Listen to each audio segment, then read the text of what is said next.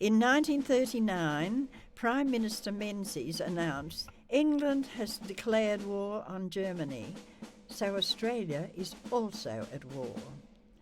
After Dunkirk, most of our men disappeared into the army. Left without men, many women joined the services. In 1941, I chose the WAAF. WAAF training meant losing our identity. We were just considered a number.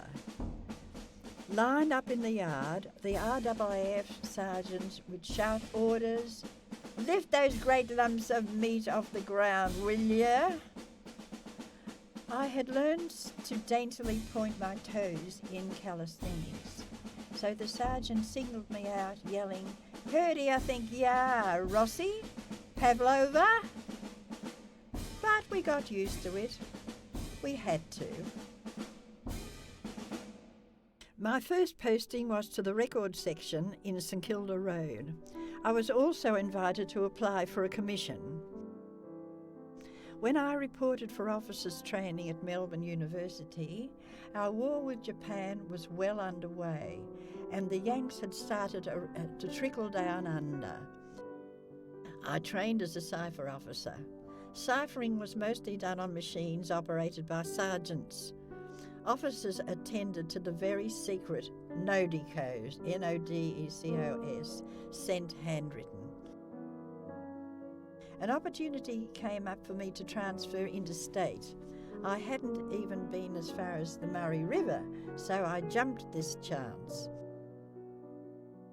I found myself in the Colonial Mutual building in Brisbane, underneath the rooms occupied by General MacArthur and his staff. While I was there, it was I who decoded the signal about the sighting of the wreckage of the hospital ship Centaur. Brisbane was a hick town then, so between shifts we usually headed for the beaches for some rest and recreation.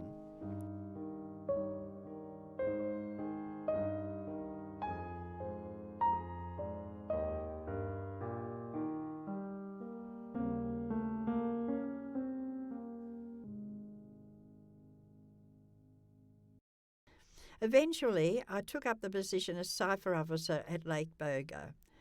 It was an idyllic posting, a fruit-growing district with hospitable orchardists. The social life made up for the sheer boredom of deciphering square searches by the dozen. When the war was coming to an end, I was posted to RAAF Training Depot, Wagga. When it was over, I remember the mad rejoicing and the parades. It was extraordinary. I opted to stay in the WAAF and worked at the rehabilitation centre at the MCG, assisting girls to find jobs or training. The time finally came for me to be demobbed. I trained as an accounting machine operator and found work quickly.